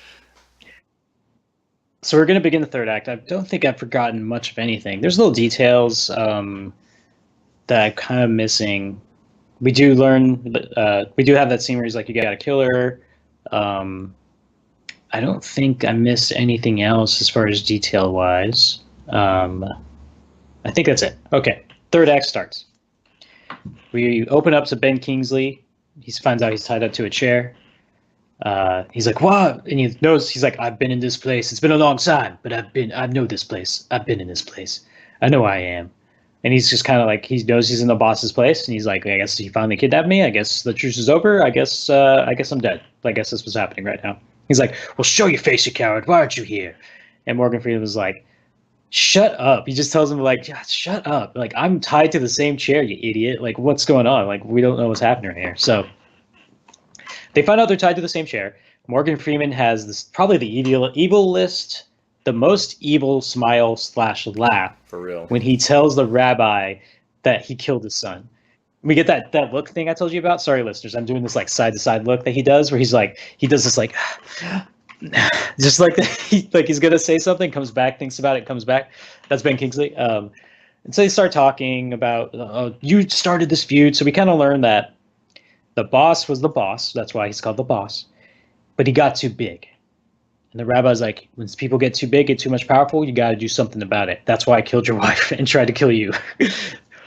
Okay, all right. I guess that's how things work. So his wife's dead, and Morgan Freeman got shot up a bit. And Rabbi's like, hey, man, that shit happens. That's what happens when you get too powerful, man. And then we learned that Morgan Freeman says, you killed my son. And the rabbi's like, I don't even know what you're talking about. He's like, fuck you, you killed my son. Well, good news is your son's dead too. And the rabbi's like, he's about to say something else. Like he's about to respond to some other part of the conversation. And he's like, but what about the left turn? Wait, what? Like he has that kind of like, wait, what moment? And he's like, yeah. He's like, you lying. He's like, look into my eyes, Rabbi, or Shlomo. That's the rabbi's name. I'm not lying. Your son is dead. And he just kind of has this laugh. And the rabbi's like, I'm going to kill you. And tries to get out of the thing. And we get a great recreation of Morgan Freeman's introduction to this movie, but dark. It's darker, right? There's not as much light. As Josh Hartnett says, have you ever heard of the Shmoo? Just recreating Morgan Freeman's little intro bit, like just kind of maybe poking fun at him. So we see Josh Hartnett walk downstairs from left to right, and they both kind of look at him. He's like, "You're supposed to be dead," and the rabbi's really lost at this point, right? Like, or no, he's like, "Wait, you hit me in the head." Like, so the boss thinks Slevin's supposed to be dead, and the rabbi thinks, "Oh, Slevin hit me. He must be in ties with the boss." And so he's there just staring at him, just a moment of triumph at this point, right? Like Slevin's just eating it all up and just so proud of what he's done. We don't quite know why, but he's just totally having a good time. See, I feel like he's just pissed off. Well, yeah, but I mean, like, I feel like he's proud of his achievement. That's the kind of vibe I want to describe to fans that I got from it, right? Like, he's very much like, I gotcha. But you're right, he is angry, but he's also kind of like, I fucked you. I got you. I got you. I got you dead to rights. So, this is where we get the reveal. This is what the third act is to me, is the reveal. And I wonder how I'm going to tell this story, or how I'm going to tie these strings together. The movie does it more justice than I could ever do it. But essentially, they're like, who the hell are you? What the hell is going on? And it kind of starts with, who the hell is Nick Fisher? We know you're not Nick Fisher. And Slevin has a great line to start off this kind of recreation of the cold intro storytelling, but his version. So like Good Cat gets to tell a big story. Now we get the rest of the story with Slevin telling the story. It's not as neat and whimsical or lighthearted, right? Because this is a very serious moment. So he says, Nick Fisher was an answer to a question. How do you get the two most powerful people in this town into the same room? And so we get all the puzzle pieces start to fall in. Why did Good Cat pick Nick Fisher? Because he had debts with both people. We learn also the bookies for the boss and the rabbi were killed by Good Cat and Slevin because they needed to find the name Nick Fisher. They find a name who's in debt to both people so that they can set their plan up. So they kill Nick Fisher, who was in the airport. Spoilers, that's who Nick Fisher is. They kill his ass, who's trying to run away, I guess, at this point. Like, he lost a lot of money. He's like, I'm getting out of here. Like, yeah. And they put Slevin in his place so that we can get access to both these people and start this plan to roll. So Bookie's dead. They have Nick Fisher's name. They put Slevin in there. By the way, he breaks his nose because the whole bit with why he got mugged and he doesn't have a wallet was so that he can never – they would believe he's Nick Fisher still, right? Because if he had a wallet and an ID, they would be like, I'm not Nick Fisher. Stop yelling at me. They made that up and Good Cat punches Josh in the face so he has a broke nose so that it's believable. We also learn that this all started with Slevin killing the boss's son to get this whole ball rolling, right? So boss's son's dead. He calls in Good Cat. So all these pieces are falling together real neat. And you start figuring all this stuff out and you're like, oh man, what's going on? And they kind of put it together too. This is just the plan of the moment, but that's the how. Now we get to figure out the why, right? So we know the how. That's how we got to this point. All these puzzle pieces, all these dominoes have fallen. Why? Who are you? And he's like, do you remember a guy named Max? And they're like, he's like, race, like 1987, raceways, whatever. The fix was in. And we learn now in this moment, I forget, simultaneously, this is such great writing, great way to tell a story, but simultaneously, the Tooch, Bukowski's in a car, and he gets a call from an old cop. Yeah. And the old cop is a great good actor, too, who starts to go off with this awesome New York accent story about this dude who walks into the police station and sees the photo of Slevin, and he immediately stops and is like, he's just like haunted, right, by the name, or by the picture. I need to drink water. Hold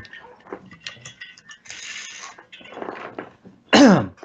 And we get a great download of dialogue. I'm not going to try and impersonate it, but essentially, this cop talking to Bukowski is like, you remember that one race back, and you remember that whole thing where Max got killed?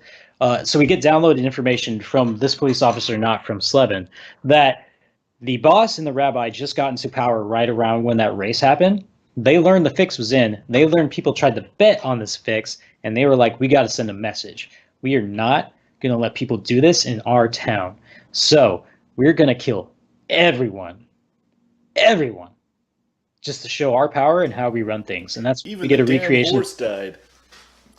Even the damn horse died. So the great bit is that all these things are kind of piling together while Josh Hartnett's explaining, hey, Max, you killed Max. Turns out I'm his son. Good Cat couldn't kill me. He took me under his wing. I'm his son, and this is my fucking revenge. I'm about to kill both of you. But it's great because we also have simultaneously Bukowski learning all this information, downloading it all, and being really, really freaking like upset and like regretful and remorseful, like just like, oh no, like a ghost is haunting him at this point, right? So we get this information. The fix was in. They kill him. And the reason why the cop, the old retired cop, stopped his buddy to tell him this whole story was that the name of the horse they bet on was Lucky Number Slevin. And he also says, then I talked to a guy who's Jewish in the precinct, Kalevra, that's his full name, Slevin Kalevra. Kalevra means, and then we go back to Bukowski, who's on the phone, and Josh Hartnett's behind him, puts a gun in his head. He's like, bad dog, and shoots him in the head. And it's so good because we find out that Bukowski had to go kill Slevin's mom because he was in debt. That was a little detail earlier in the movie that he said, oh, this guy took my paychecks all the time. So Slevin gets revenge on the dude who killed his mom, and he's about to get revenge on the people that killed his dad. Now, the way they killed his dad, small detail I forgot, was they put bag over his head and duct taped the bag and just made him suffocate to death, which is fucking horrifying. Like, it's pretty a real gruesome. bad way to go. And we get a great scene by Josh Hartnett, just the way his facial actions, the way he says, the way he's telling all his story. Just great acting as he's walking around these two victims, right? Like he's like, triumphed over them. And he has the best line delivery, I think. I even say it simultaneously when he says it in the movie. He's like, you took everything I ever loved. Fuck you both. Just so somber, just like real quiet. He could have yelled it, but he was just like, no, fuck you both. And then kills them how they killed his dad. Wraps bags around their heads, ties duct tape around it, and they both just start suffocating. And credit to Morgan Freeman and Ben Kingsley because they sell it. They sell that they're dying right now and they're panicking. Well, part of me thinks that I'm not sure how this stuff gets done on set because some of this, like, first of all, Morgan Freeman actually, you see him like suck in the bag. Yeah. And like bag goes into his mouth. Yeah. And it's the only way to make that happen is to actually put the bag on his head. What they probably did, which I would have done if I was the director, was I would have just made sure that his hands weren't bound, and I would have just had his hands behind his back for show. And when he couldn't breathe, he would be able to grab and rip the bag. That way, there would be no like scare tactic in the sense where you had to trust somebody else to let you out. I still feel that's still dangerous, right? Like I still feel like they might not let the actors do that. No, I bet they did. I mean, it's a plastic bag. It's totally easy to rip through if you got free hands. What movie was it where it's Four Brothers? Similar scenario happened. Four Brothers, where the guy's like, people always try to rip at the tape, but you need to rip at the bag. Like that was a great. I was like, I never thought about that. It's clear, yeah. Yeah. Four Brothers. God, maybe we'll do that movie. So Slevin gets his revenge. Good Cat helps him out because he felt bad for him. We kind of get all this information all at once. So this whole master plan fell into place perfectly, except for one thing that no one could see. The awesome, quirky, cute neighbor, Lindsay, who completely threw a wrench in this whole plan. So he kills everyone. It's kind of the resolution, and we think we're all good. We wrapped up. I think this is what happens. We see Slevin in a hood at the airport, and then we see Lindsay, who's alive and kind of happy, but not really. Like some shit's happening, right? But she's about to go live her life with this dude that she just met, and she doesn't seem too upset, but kind of upset. She's kind of like, this is stressful. And she's alive. Holy crap! And then we get a flashback story where when he went to get coffee, and Good Cat was like, "Hey, we got to kill her." He tells Lindsay everything, like just tells her everything, downloads all this information, tells her now he wants me to kill you. And he even tells her this is where he's going to shoot you because I guess they've been together so long, he knows where he aims for to kill people. So that she wears a bulletproof vest but puts blood packs there so he kind of sees the blood, registers that it's hers. And this is the, Slevin's little plan. Like, this is kind of how he's like, well, I kind of want to live my life. You imagine this whole training to him to be an assassin and this whole plan probably took the majority of his life. And this is all his life's been about. So at this point, he finds something he wants to hold on to, someone he couldn't kill, and he just wants to have a new life now. Like, what he finds something he wants to live for. He's had this goal his entire life to get revenge for his family. Now what? And he found something to do now. So they hug at the airport. It's all happy-go-lucky. We get all this information that he kind of went behind Good Cat's back and even orchestrated his own Kansas City shuffle. And we get a great shot of Josh Hartnett hugging short Lucy Liu and just looking up, and then gets his face just like eyes open up and he's scared. And then eventually Lucy turns around too because she's like, what's going on? Looks around.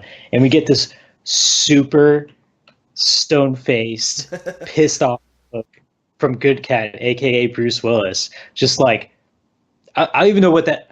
It's the sort of face that only, like, your parents can give you, and the only fear that you being a kid and being in trouble, the fear, that's what it felt like to me. Yeah. Like, if my parents gave that look, I'd be like, oh, no, I'm fucked, right? So, he sold it. Bruce, people say, and we can argue, that maybe he's phoned it in a lot of his movies nowadays, because I think he's just making a ton of movies for money at this point. And why the hell not, right? You're whatever. You're making money.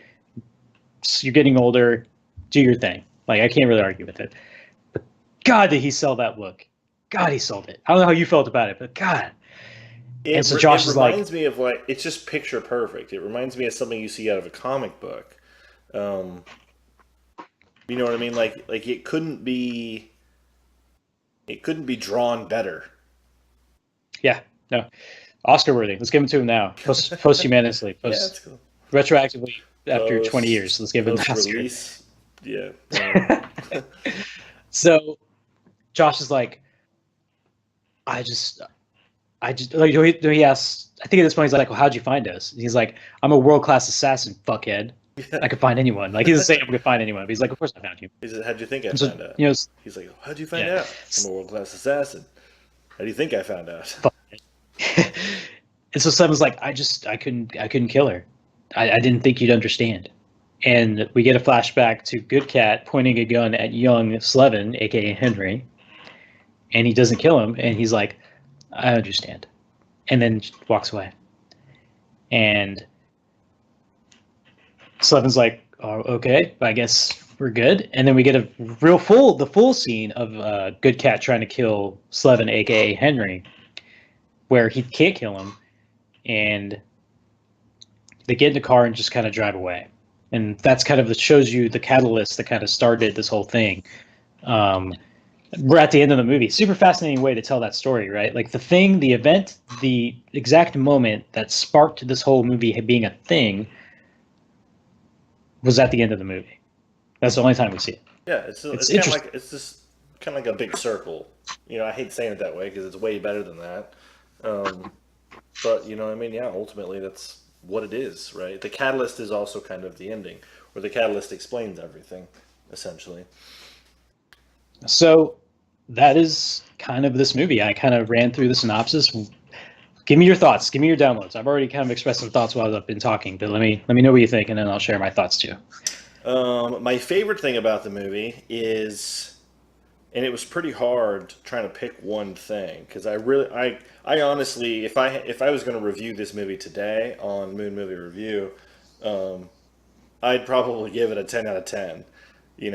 I mean, as movie watchers, you guys know I go through the writing, the acting, the cinematography, and the directing, and everything in this is what I would consider to be perfect. This is why it's also in my top 20 list. I have a top 20. I don't have a top 10 because I can't pick only 10, so I have a top 20 list. I feel like you're increasing it every time we shoot a video. It's going to be 30 next week. No, it won't be. It'll be. I can pick 20. 20 is good.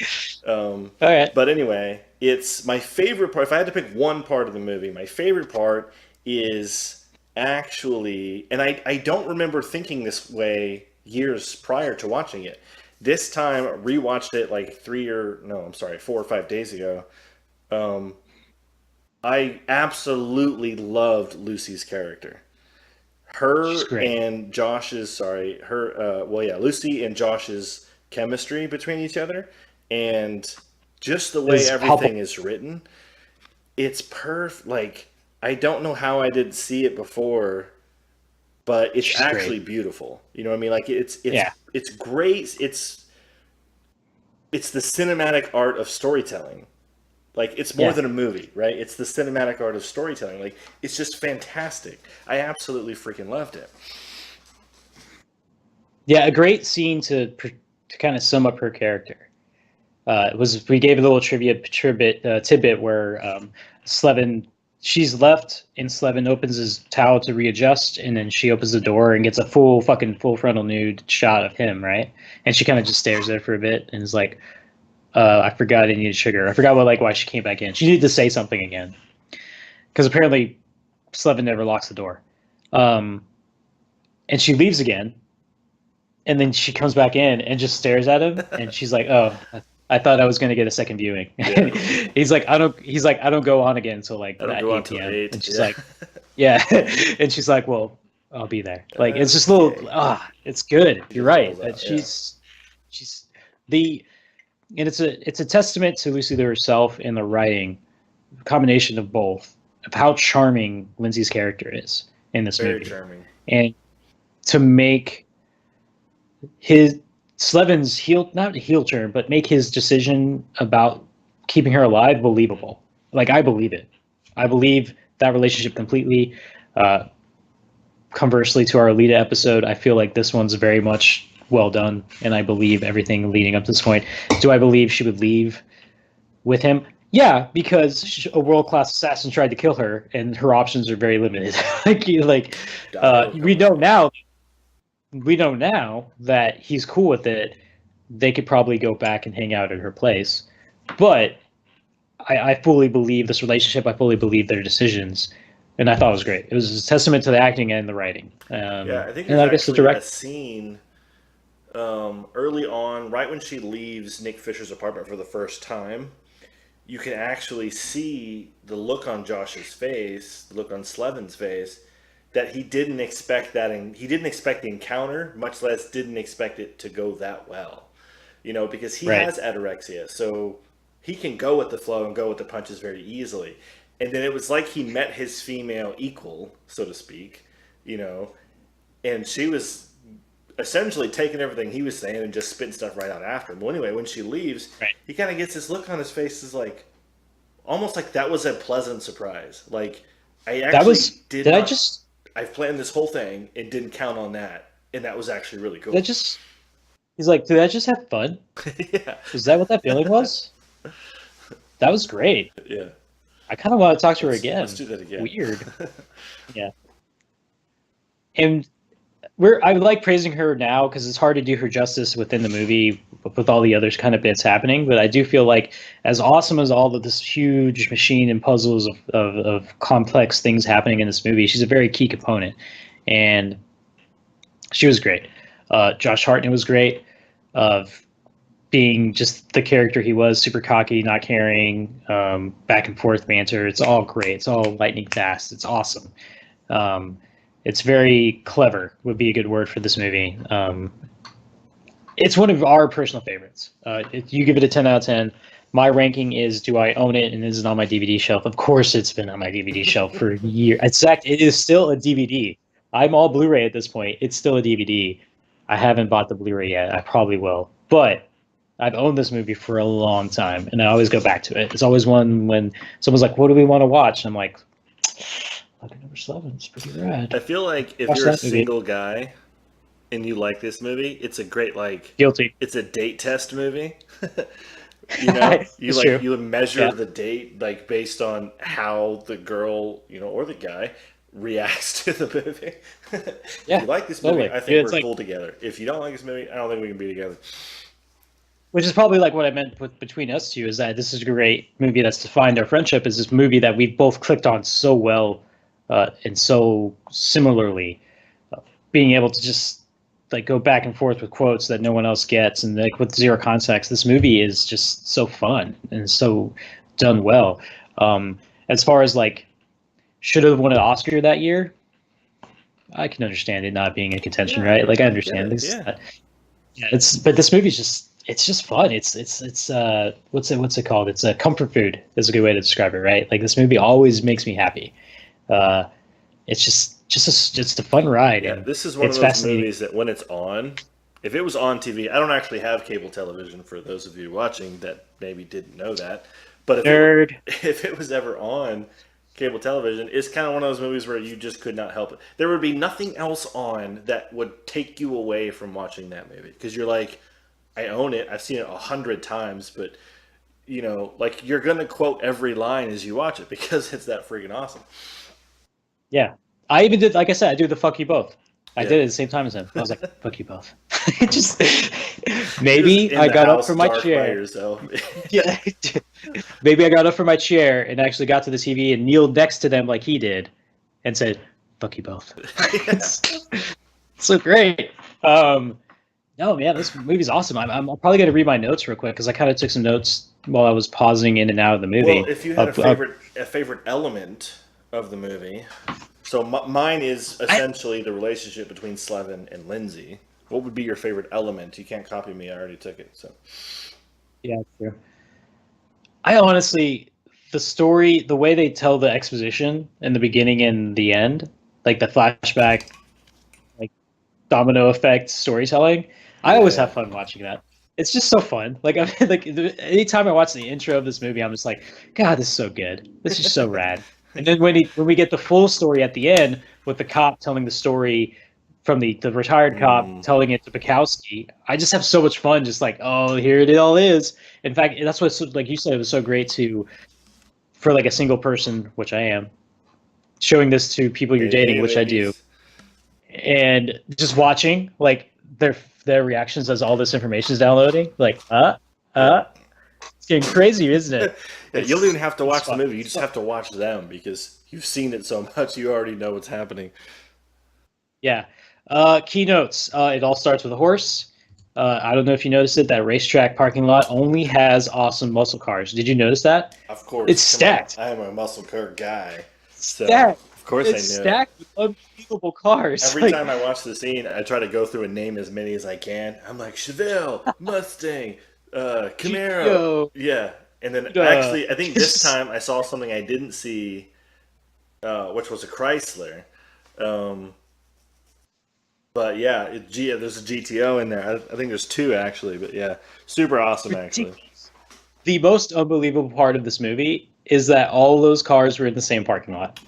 Yeah, it might have been that way in the '70s, and that's I just them trying to make it an authentic I don't know. situation. They were all great. They're all in great condition because, of course, these are the restored cars that people get paid to put in movies, right? You can imagine if Hmm. you, I'm sure those dudes get paid. Like that's probably some side hustle that they have. They're like, yeah, I got a fully restored GTO just like it was, white wall tires, all that kind of shit. Like he probably sells that, just parks it, and then he gets whatever amount of money for a movie. You know, like that's a great side gig. Um, I got no fuck shit. Jesus is right. That's a good line. First of all, I Uh, can't remember his name, but it's the first time I've ever saw him as an actor, and I actually really like him. Right now, I can't remember Nick his Fisher. name. Yeah, Nick Fisher. Um, but he's in a lot of stuff, and he's actually really good. I really like him in Catch and Release, which is actually in my top 10 like romance movies. But he's also in the Parenthood, which is a series that was on one of the cable television shows, which is in one like my top 10 list of best TV shows. So he's Sure. actually a phenomenal actor, and it's so interesting to see looking back because the first like watching it now, I'm like, oh my god, Like, I didn't know who he was in 2006 when the movie got released. So seeing it now, I'm like, that's so awesome. Yeah, yeah. I mean, he really sold getting his neck broke. So I'll give that to him. Next, Lindsay, cup of sugar, love her. Investigation. That was the note I wrote. The Faber, Itzhak, the fairy. Why do they call him the fairy? Because he's a fairy. Um, Lindsay is Sherlock. That is a line that I find super interesting because Lucy Liu is Lindsay. I said she was Sherlock. She is currently in a TV show called Sherlock, where she plays Watson Yeah. in like a up to date recreation of Sherlock and Holmes. She Is that plays still Holmes. on? I think so. Oh, okay. Um, Lindsay follows Smith. That's what his name was, Smith. That's what he let his name be. Oh yeah, I forgot the chess set that I nerded out about so much. The boss and Slevin actually play chess. And if you remember in that scene, he walks in, he's like, "Oh no, don't do that, Elvis. Like you can if you go there, you can have him checkmate in 2 moves." And the boss is like, he knows, and he always loses to me. Like that's just the kind of the power dynamic. And then we get a great scene of them actually playing chess with each other because this is kind of where we learn Slevin's a little bit smarter than maybe we give him credit for. But he loses, and I like to think he let him win. Part of me is I'm on the fence with it, but yes, I'm with you. I'm with you. Yeah, and so that's where the conversation of how he's supposed to do this job kind of takes place. Like you have to, he's gay, you're gonna make it look, you're gonna go into this place, you're gonna shoot him. That's kind of where all that information gets downloaded. We find out Nick Fisher's a rapist. I remember hearing that was a little small detail where yeah, that 14-year-old girl, I think it was. Yeah, so like everyone, if you ever felt bad for Nick, not anymore. Once that Right. line's dropped, you're like, fuck that guy. Yeah. He got a date, exclamation point, for Slevin. That was a great little moment. Watch swap. So that was a key scene. I remember mentioning the watches. So if you were a keen movie watcher, you saw that Nick Fisher's watch was on the dead body, so you realized that was Nick Fisher before the big info dump at the end of the movie. But if you notice the watch that Slevin puts on to Nick Fisher, that was the watch that Max gave his son at the very beginning of the movie. You have to be a real sleuth to spot that one. I didn't. I don't know if you did, but that's a lovely detail that they do keep into the movie. Obviously, I knew it this time around, but the first several times I watched it, I don't know that I noticed. This is one of those movies that's really awesome to watch it again. Multiple times, with the context that you've already know kind of all the things that have happened. That's where you appreciate Josh Hartnett's acting, where he's really conflicted whenever Lindsay character gets introduced and all the things she starts learning and all the detective work she's doing. He's like, I really don't want you to do this. You're really ruining our plan. Like, it's great.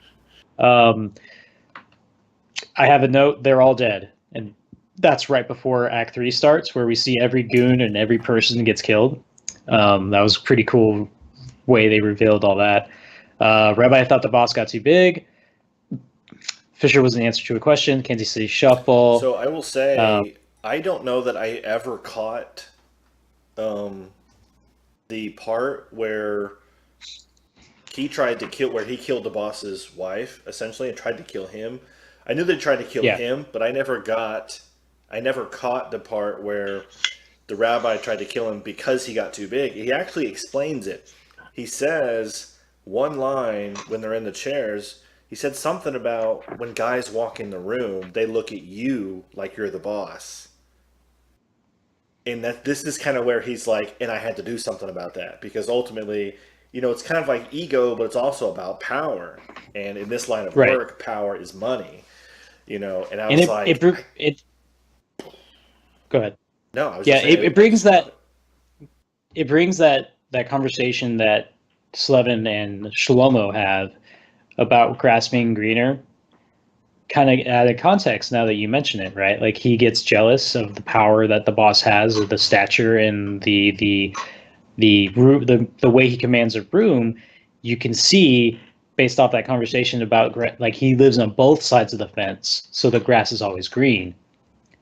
Now it starts to kind of like his character makes a lot more sense now. and why he would do something like that, right? God, we're discovering things as we freaking talk about this movie. This is why we have these discussions, everyone. This is why we do this. No, this is a fun movie. This is like a secret hidden gem that I don't know too many people have watched, and it's so I surprising. understand. I find that so surprising because I don't, it's but probably yeah, one of the best movies that I have ever seen. And how it's not that popular literally blows my mind. But it's like the same with Kiss Kiss Bang Bang. You know, for God, are we about to do that movie? for those, we'll do it at some point for sure. But for those movie watchers out there, Kiss Kiss Bang Bang is like in my top three, and I'm like very proud to put it there.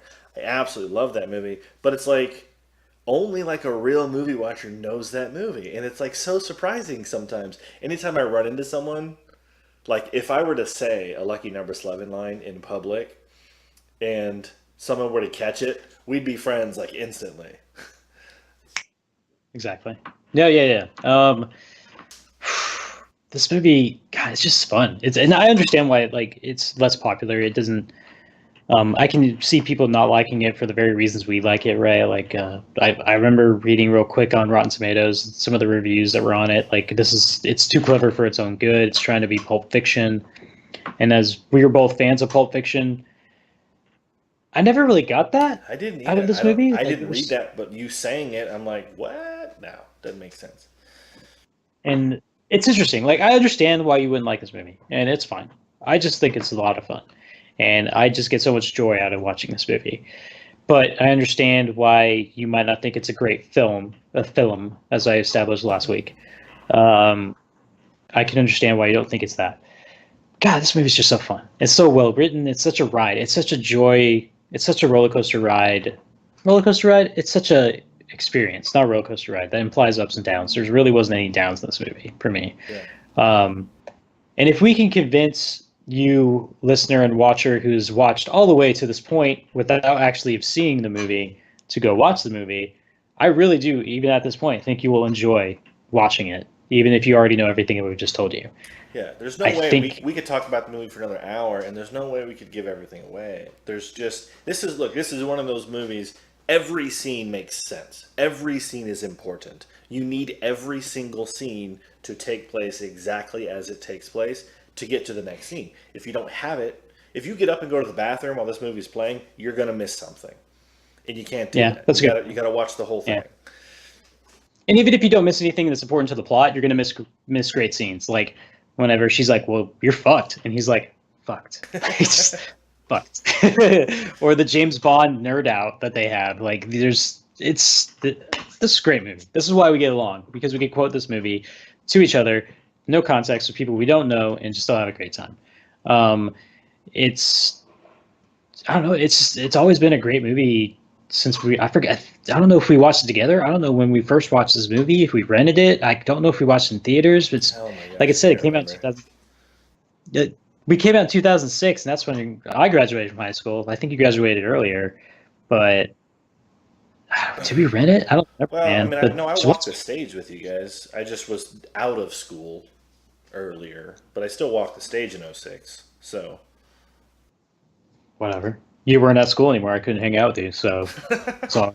I had to figure something else out. Had to have a girlfriend to hang out with, I guess.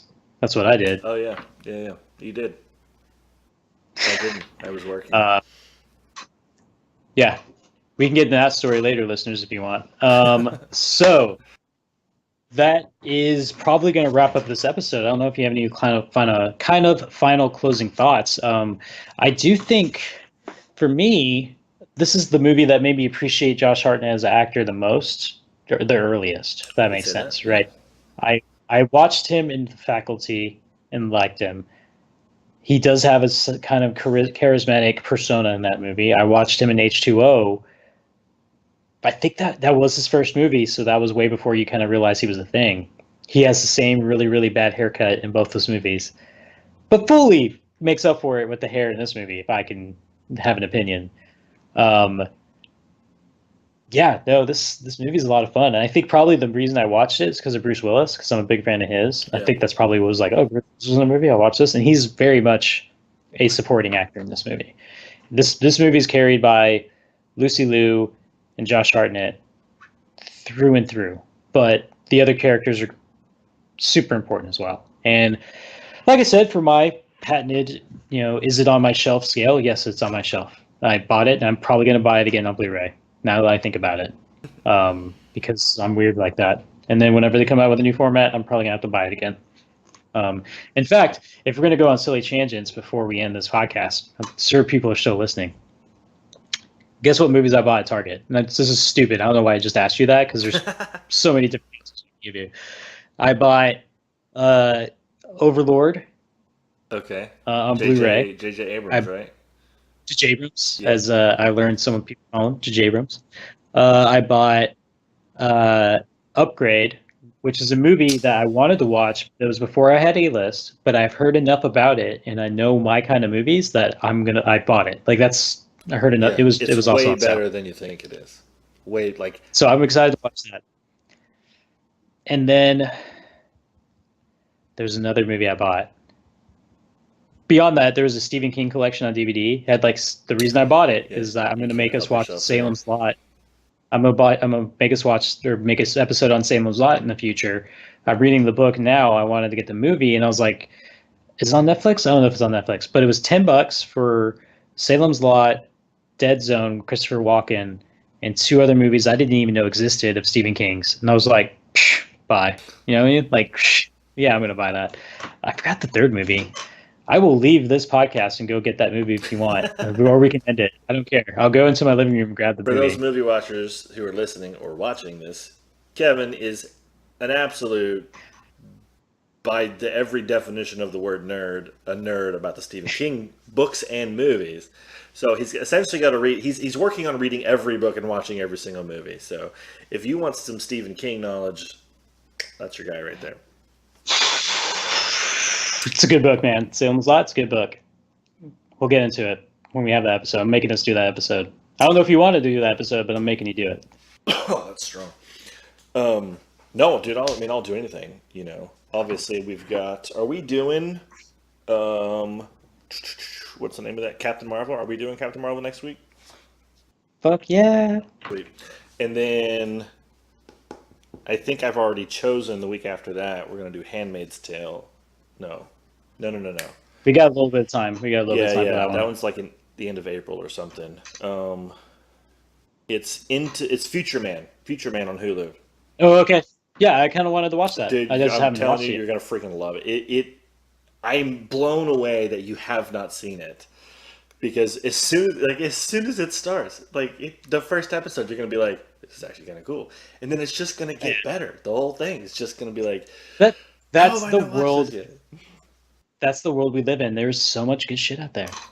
I've watched other shit, and there's other shit that I think is real good that I've watched instead. Right now, I'm re-going through all the Voltron episodes and Netflix again. And I remember I made you and my sister watch the entirety of She-Ra. I was gonna say we should just tell them that we totally binge watched it that whole weekend I was up there. By accident. It wasn't the plan at all. I was just like, all right, I've watched Voltron, let's watch She-Ra. And of course, I didn't know my sister watched that cartoon as a kid, which totally made sense why she watched it. But you were I think you were kind of not into it for a good episode and a half, but then you were in it. Yeah, the first episode, I was just kind of but you and I have known each other so long, I'm kind of used to this, and I'm totally cool with it. It's fine. I just like to sit down and relax.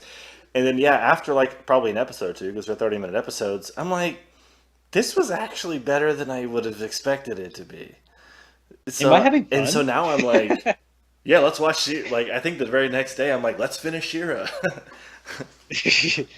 Yeah, so this is a great, I'm probably going to keep this in the podcast. This is kind of the behind-the-scenes workings of how we discuss what we're going to do next. And I think some people appreciate it. If not, if you see us trailing on and you've already moved on to something else, that's cool. But yeah, I think we can probably wrap up this episode before we go on to another tangent about stuff we care about. I hope this display of this probably, how long did we go off right there? Probably 10, 15 minutes of not about Lucky Number Slevin. This is the reason why this show exists, is that we have discussions like this normally, whenever we see each other, and that's kind of the reason why I thought this was a good thing to do. You had a great idea to start the video review podcast and follow that passion, and then you allowed me to be a part of it, and then we came up with the idea to do this show. And I hope people enjoy listening to us nerd out and geek out about things that we enjoy, and I hope you're able to find things that you might enjoy because of us and be part of this conversation. And I hope one of these days, and I don't know how, we'd have to figure out how we could do it, but I do always come down and visit the old home state of Texas. Maybe we can do a live version of the show. That would be cool. There's probably some complicated things we have to figure out logistically as far as our equipment, but that would be rad. We would need a. But anyways, movie, let's wrap this. We would need like an Avengers Endgame size movie to like come. I mean, movie watchers, if you're still listening, I'm letting you know that I am currently re-going through all the MCU movies in chronological order, and that's a key definition. That's a key term I'm using. Literally, it means I'm going in the order of events that we can roughly figure out that these movies occur in the MCU universe. I'm watching them in that order, and it's all leading up to Infinity War Endgame, which is probably going to be one of the best and awesome, the greatest movie events of my life. Like, I don't know if it's ever going to get past this. And I think even people who are kind of fans of these movies have to at least respect the achievements of that, what they're going to accomplish with Endgame. Like, it's the culmination of something that the movie landscape has never seen. It's intense what they're doing. And just based off the first half of Infinity War, that movie should not be that good. It really shouldn't. They have 85 characters they are introducing into this movie. It should not be good, but somehow it is. And we need to stop this right now. It's cool. We're stopping the show because I will keep going about the MCU. I don't know if you can tell by all the shit in the background. I will keep going for forever, or my shirt. We need to stop. You need to stop me. You need to reel me in right now. No stop me. All right, movie watchers, we got more reviews, we got more discussions. Everything we got coming your way. It will all be right here on YouTube, but you can also head over to multiple podcast links, Podbean, like iCloud, and like whatever nonsense. All those links will be in the description box below. You guys can download the podcast, listen to it on your commute, listen to it while you work out, whatever you want to do. All this stuff, we're going to put it everywhere. So anywhere, in any format you want it, we're going to send it to you that way. So we appreciate you guys listening. Thanks for hanging out with us. If you guys have any comments, put it in the description box below. We actually want to create a community where we can engage with more than just Kevin and I. We want to engage with you guys. You guys want to talk about movies or anything related to, like, talk to us. We're going to talk right back to you. I wish we had a format where we could openly talk with you, but right now this is the best we can do. So talk to us, we'll talk back to you. We got no problem discussing any movie with anybody. So we appreciate you guys hanging out. Yep. Thanks for watching, guys, and we'll see you on the next one. Yep. Later.